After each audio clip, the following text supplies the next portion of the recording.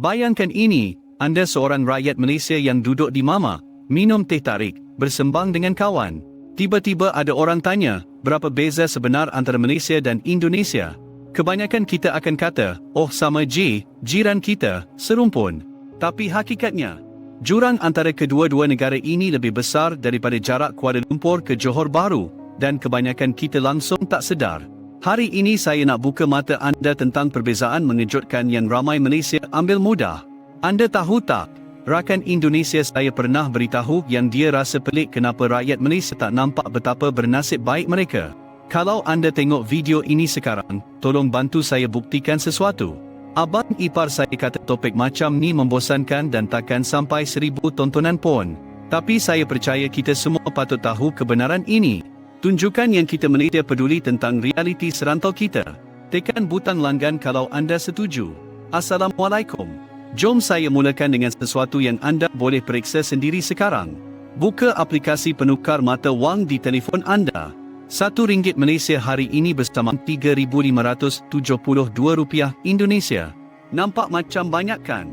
Tunggu dulu. Saya nak tunjuk kenapa angka ini sebenarnya dedahkan jurang besar yang kita tak perasan. Dan nanti saya akan kongsi satu fakta tentang gaji yang akan buat anda terkejut. Mari kita mulakan dengan gaji. Graduan baru di Kuala Lumpur, fresh dari universiti, dapat purata RM2,800 sebulan. Kawan saya yang graduan di Jakarta, RM5 juta. Bunyi macam banyak sangat kan? 5 juta. Tapi tunggu. Cuba kira. RM5 juta tu kalau tukar jadi ringgit, cuma RM1,400 sahaja. Bayangkan, orang Malaysia dapat 2 kali ganda lebih untuk kerja yang sama. 2 kali ganda. Kita duduk sini, komplain gaji rendah, tapi jiran sebelah dapat separuh daripada kita. Tapi jangan cepat rasa bersalah dulu. Ini baru permulaan. Sekarang saya nak tanya anda sesuatu. Berapa harga sepinggan nasi lemak kat kawasan anda? RM7, RM8. Kat Kuala Lumpur, nasi lemak sederhana dengan ayam, telur, sambal, kira-kira RM7. Kat Jakarta, nasi uduk yang setaraf, RM25,000. Tahu berapa tu dalam ringgit? RM7 juga. Sama. Harga makanan sama, tapi gaji 2 kali beza. Ini yang ramai kita tak nampak. Kita rasa hidup susah, padahal kuasa beli kita 2 kali ganda lebih tinggi daripada jiran kita. Pengangkutan pula cerita lain. Anda komplain LRT sesak, MRT breakdown, Grab mahal. Tapi anda tahu keadaan di Jakarta. Pas bulanan Transjakarta mereka RM28, murah kan? Tapi dengar ni, purata orang Jakarta duduk dalam kereta atau bas 3 hingga 4 jam sehari dalam trafik jam. Sehari. Anda bayangkan tak? Bangun pagi pukul 5, sampai ofis pukul 9. Balik ofis pukul 5 petang, sampai rumah pukul 9 malam. 4 jam sehari hilang dalam kesesakan. Kita kat KL, purata 1,5 hingga 2 jam je. Kita komplain setengah jam lebih dalam LRT, tapi mereka hilang 4 jam setiap hari. Masa adalah wang. Pada ukuran ini, kita jauh lebih kaya daripada yang kita sangka. Sekarang mari kita bincang rumah. Saya tahu ramai kata rumah di Malaysia mahal. Betul, memang mahal. Apartmen 900 kaki persegi yang okey kat Kuala Lumpur, kawasan kelas pertengahan, sewa RM1,500 hingga RM2,000 sebulan. Di Jakarta, apartmen sama saiz, kawasan setanding, 8 hingga 10 juta rupiah. Dalam ringgit, RM2,200 hingga RM2,800. Tunggu sekejap. Mereka bayar lebih mahal untuk sewa, tapi gaji mereka separuh daripada kita. Cuba buat matematik mudah. Kalau anda gaji RM4,000, bayar RM2,000 untuk sewa, itu 50% pendapatan. Orang Indonesia gaji RM2,000 setara, bayar RM2,500 untuk sewa. Itu 125%. Lebih daripada gaji penuh mereka. Macam mana nak survive? Mereka kena tinggal dengan keluarga, berkongsi dengan ramai orang, atau kerja 2-3 tempat. Kita di Malaysia, dengan gaji purata, boleh sewa rumah sendiri. Mereka tak boleh. Hospital pula satu lagi benda kita ambil mudah. Anda pergi klinik kerajaan kat Malaysia, jumpa doktor pakar, bayar RM1. RM1 je. Kat Indonesia, hospital kerajaan pun kena bayar RM50,000 hingga RM500,000, bergantung rawatan. Tu 14 hingga RM140. 140 kali ganda lebih mahal, dengan gaji separuh. Hospital swasta lagi teruk. Pakej pemeriksaan kesihatan basic kad Malaysia RM300 hingga RM500. Kad Indonesia sama punya pemeriksaan RM3 hingga RM5 juta. RM840 hingga RM1,400. 3 kali lebih mahal untuk rakyat yang dapat separuh gaji kita. Bila kita sakit, kita pergi klinik tanpa fikir panjang. Mereka kena fikir berkali-kali, mampu ke tak nak jumpa doktor. Universiti ikut pola sama. Anak anda nak masuk Universiti Awam Malaysia, RM3,000 hingga RM7,000 setahun. Murah kan? Kad Indonesia, Universiti Awam 10 hingga RM30 juta setahun. RM2,800 hingga RM8,400. Hampir sama dengan kita, malah ada yang lebih mahal. Tapi ingat, keluarga mereka dapat separuh pendapatan. Beban berganda. Anak kita nak sambung belajar, kita boleh afford walaupun gaji sederhana. Anak mereka kena pinjam, kena kerja sambil belajar, atau terus tak sambung langsung. Jalan raya pula. Kita selalu komplain jalan berlubang, highway tak cukup, tol mahal. Tapi Malaysia ada 65,000 kilometer jalan berturap, dengan kualiti jalan antara 20 teratas di dunia. Indonesia, 500,000 kilometer jalan, tapi cuma 60% J berturap. Kualiti, kedudukan 75 global. Negeri paling kecil kat Malaysia pun ada jalan lebih baik daripada wilayah paling besar di Indonesia. Kita boleh drive dari Perlis sampai Johor dalam satu hari dengan selesa. Mereka nak gerak dari satu wilayah ke wilayah lain, jalan rosak, berlubang, ambil masa berganda. Internet speed pula tunjuk jurang digital.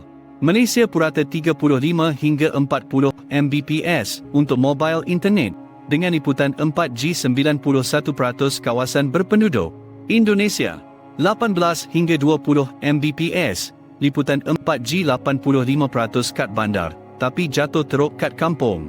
Dalam ekonomi digital sekarang, internet perlahan bermakna perniagaan perlahan, peluang kurang, pertumbuhan lambat. Bisnes kita boleh buat meeting online lancar, upload file besar cepat, streaming tanpa buffer.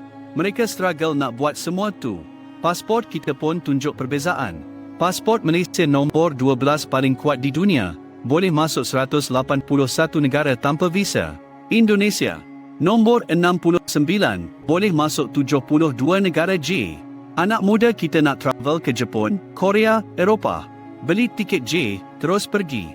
Mereka kena apply visa, tunggu, bayar yuran besar, mungkin kena reject lagi. Impian travel dunia untuk mereka lebih susah dari kita. Pengangguran pun berbeza. Malaysia kadar pengangguran 3.3%. Indonesia rasmi 5.3%. Tapi kalau campur yang kerja part-time terpaksa, lebih 8%. Cari kerja kat Malaysia lagi senang, dan kerja yang dapat bayar lebih tinggi. Biar saya bagi contoh real. 2 orang sepupu, satu Malaysia, satu Indonesia. Umur sama, 25 tahun. Kerja sama, graphic designer junior. Yang Malaysia dapat RM3,000 sebulan. Yang Indonesia dapat RM6 juta, RM1,680. Lepas bayar sewa apartmen berkongsi, yang Malaysia tinggal RM1,500. Yang Indonesia tinggal RM400 J. Yang Malaysia boleh simpan RM500 sebulan. Pakai RM1,000 untuk lifestyle, makan luar, tengok wayang, beli buku, belajar skill baru. Yang Indonesia guna RM400 tu cuma untuk makan dan transport, tak boleh simpan langsung. Setahun kemudian, yang Malaysia dah ada simpanan RM6,000 sambil hidup selesa. Yang Indonesia simpanan kosong, hidup payah. 5 tahun kemudian, jurang jadi sangat besar. Dan inilah yang pelik. Indonesia ada 270 juta penduduk. Negara keempat paling ramai di dunia. Malaysia cuma 33 juta. Indonesia besar gila, penuh dengan sumber alam, minyak, gas, arang batu, kelapa sawit, mineral. Malaysia ada juga sumber, tapi tak boleh nak compare dengan Indonesia. Logiknya, Indonesia patut lebih kaya kan? Rakyat banyak, sumber banyak, ekonomi skala besar. Tapi realiti, Malaysia dengan sikit orang dan sikit sumber berjaya bina kehidupan lebih baik untuk rakyat. Ini yang buat ramai orang Indonesia rasa kecewa dengan negara sendiri. Bukan sebab benci Malaysia, tapi sebab mereka tahu negara mereka ada potensi lebih besar, tapi tak tercapai. Media sosial buat keadaan lebih teruk. Anak muda Indonesia scroll TikTok, Instagram, nampak influencer Malaysia tunjuk kereta baru mampu milik, hospital kerajaan yang bagus, pengangkutan sampai on time, university ranking tinggi. Lepas tu mereka tengok hidup sendiri. Jam teruk, gaji tak cukup, infrastruktur rosak. Perbandingan tu nampak setiap hari, tak boleh elak.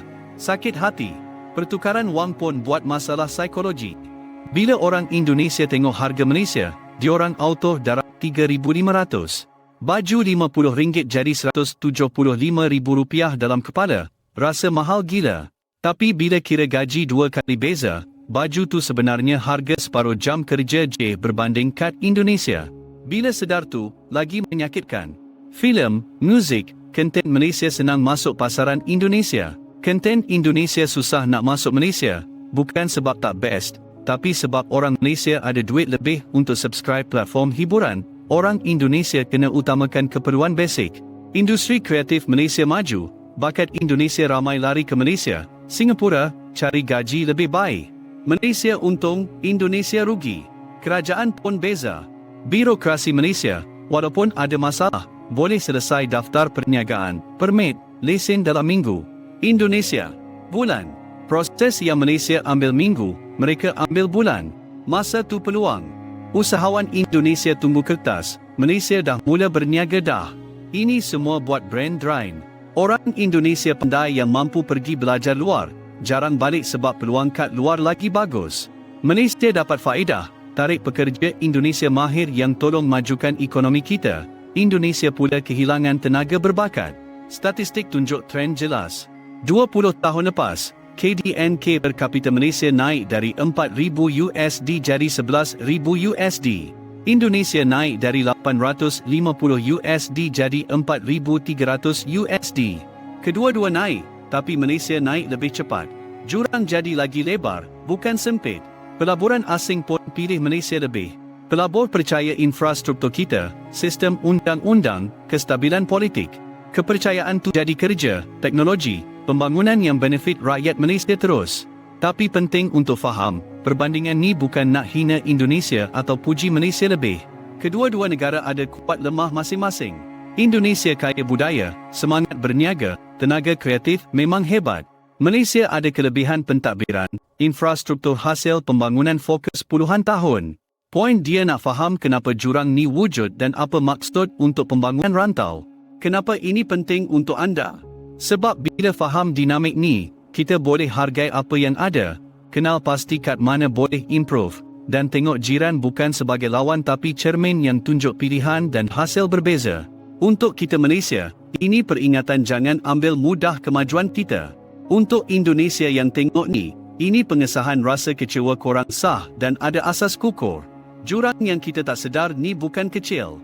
Malaysia dapat 2 kali gaji, bayar harga sama atau kurang, dapat infrastruktur lebih baik, kesihatan lebih murah, pendidikan lebih mudah akses. Indonesia ada potensi lebih besar tapi belum terjemah jadi kemakmuran rakyat lagi. Bila anda faham ni, baru anda nampak betapa bernasib baik kita sebagai rakyat Malaysia. Langgan channel ni sebab minggu depan saya nak kempen Malaysia dengan Thailand pula, dan angka tu lagi mengejutkan. Kongsi video ni dengan kawan yang perlu perspektif tentang kenapa negara kita develop cara